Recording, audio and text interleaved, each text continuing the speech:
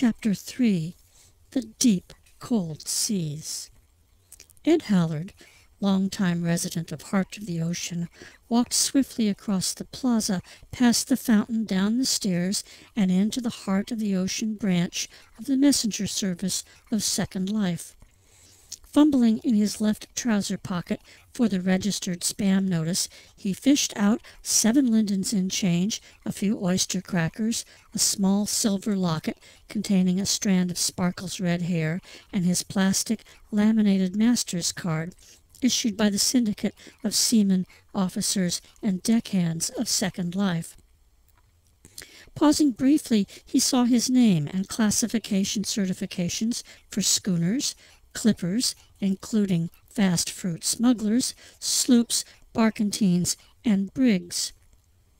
Ed fondly remembered all the days he had spent in brigs early in his nautical career, but those days were long over, and retirement was only 2 months away, and he was thinking of a future lying on Amazon beach with the lovely Sparkle by his side and drinking lime-laced cornmeal beer. But Ed was here to get a registered spam from the Navy Board, and he needed the notice. Reaching into his right pocket, he found the stiff green cardboard notice addressed to Captain Ed Hallard, Tiki House, Heart of the Ocean, Songono, Second Life.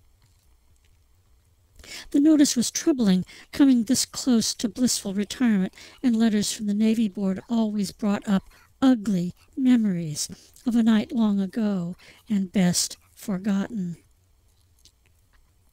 Ed reached for the shiny silver bell on the counter, but before he could strike the bell, Pete, the postmistress of Heart of the Ocean, poked her colorful head through the counter grate.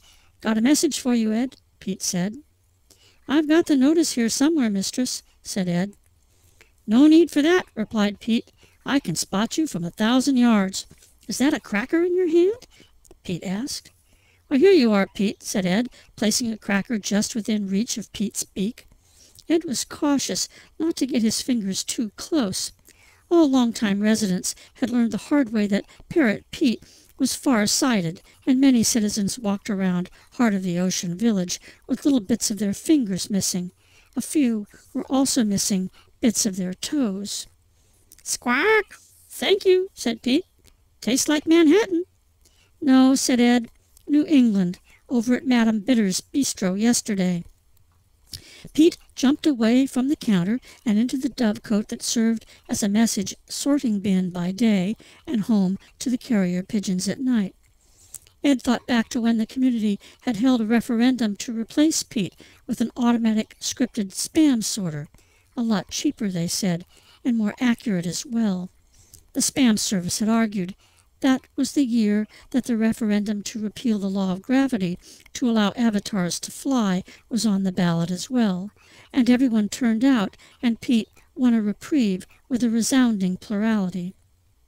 From within the dovecote, Pete asked, "Did you go to the memorial service today?" as he rummaged through stacks of flyers, unsolicited offers for red ink cash cards, catalogs for triple X-rated scripts and poses, and of course the ever-present escort service bills. "Yes," replied Ed. "It was very moving." The memorial luncheon had been held by Heart of the Ocean's first-place pieball team, the Crabs, to mourn the loss of their teammate Bob, Old One-Eyed Dungeness. Dungeness, who last season failed to make the team following a devastating bout of hypochondriacal detritus, had fallen into a tub of boiling water the previous night. The celebration of Bob's life and accomplishments had been held with melted butter and lemon, French bread, and bottles of the Tuesday vintage of Moulin au Vent. "Here it is," said Pete, flying back to the counter with a large blue envelope in her beak. Placing the envelope on the counter, Ed fished for another cracker. Pete said, "Looks important. You don't think it's about, about—" Pete paused, knowing better than to continue. Pete had served in the Navy many years before, and she was a gunner's mate on the HMS Siphon with old Leadbottom in command. She had been there at the Battle of Snuffy's Bluff. She knew Ed's pain. She could guess the contents of the Navy spam.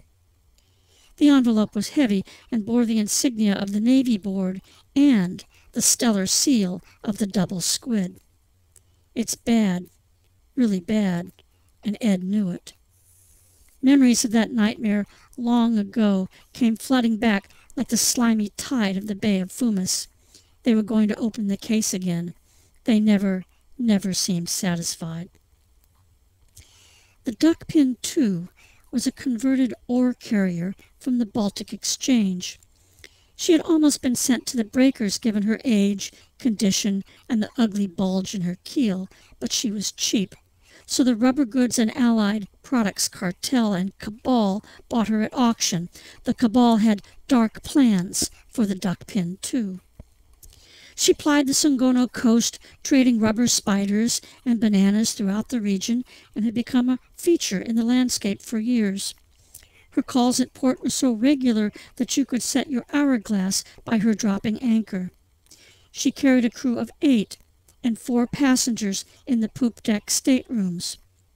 Permanently lodged in the staterooms was Bradford Canaticle Montfort III, heir to the long-ago abdicated throne of Second Life, the famed avatar without a country. Accompanying him were his family, Mary, another slice Antoinette, the twins, Canticle Montfort IV and Canticle Montfort V, and their wolfhound, Lupus.